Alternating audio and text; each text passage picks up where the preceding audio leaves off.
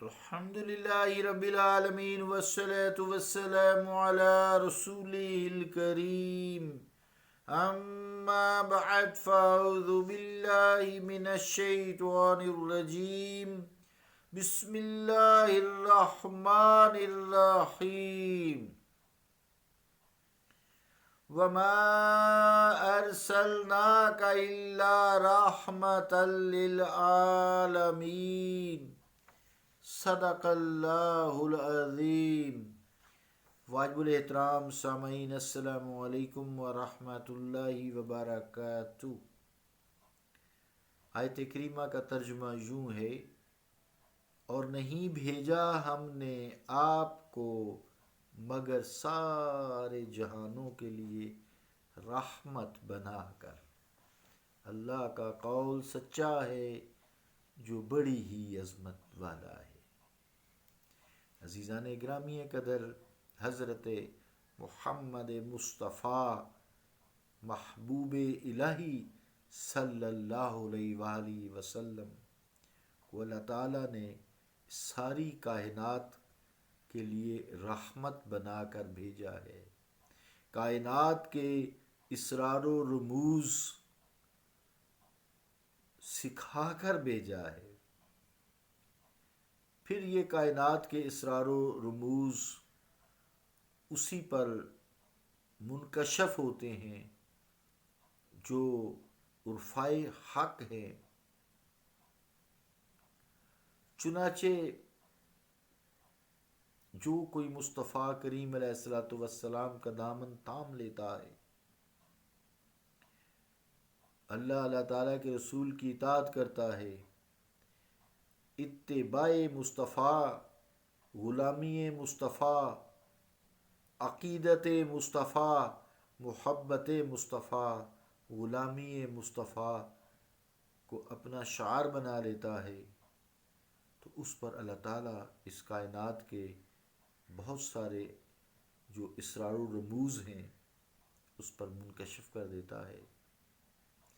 گویا ہم ایسے ہیں جیسے ہم طفیلی ہیں۔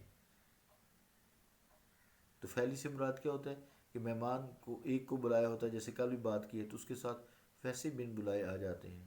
جیسے آج کل شادیوں میں کرتے ہیں، بلاتے دو ہیں، پورا فیملی لے آتے ہیں، تو سارے طفیلی ہوتے ہیں، بھی اس کے طفیل آئے ہیں، اگر وہ نہ آتا تو وہ بھی نہ آتے۔ تو ہم اس کائنات میں مصطفیٰ علیہ الصلوۃ والسلام کی رحمت کے طفیلی ہیں۔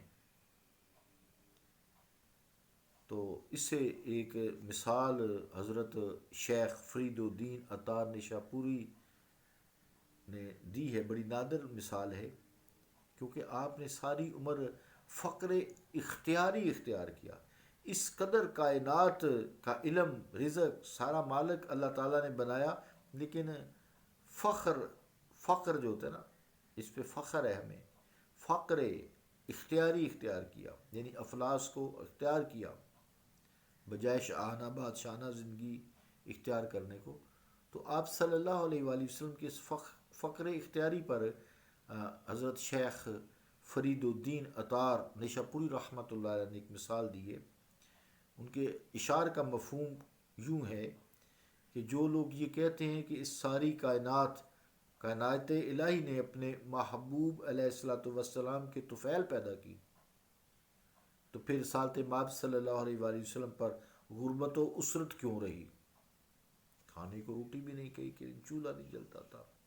تو اس کے جواب میں حضرت عطار رحمۃ اللہ علیہ فرماتے ہیں کہ جب دولہا گھوڑے پر سوار ہوتا ہے، جیسے آج کل گاڑی پہ سوار ہوتا ہے، یا بگی یا اونٹ یا جس چیز پہ بھی سوار ہوتا ہے، سواری پہ سوار ہوتا ہے، تو جب دولہا گھوڑے پر سوار ہوتا ہے تو گھر والے اس کے سر پر سے کچھ مال، سکے، پیسے، نوٹ وارا کرتے ہیں، اس کے سر صدقہ کرتے ہیں۔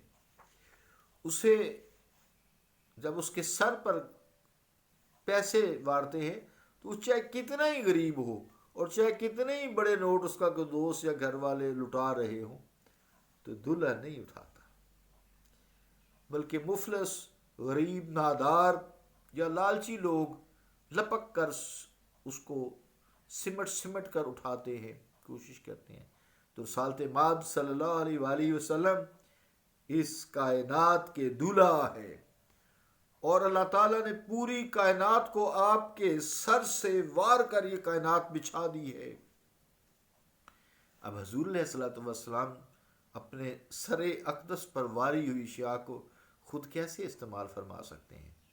لہذا یہ تو نمک خاروں کا کام ہے کہ آپ کے سر صدقہ سر سے واری ہوئی ان نعمتوں کو ہم اکٹھا کریں، کھائیں پئیں مزے لیں، بڑے آرام و سکون سے استعمال کریں۔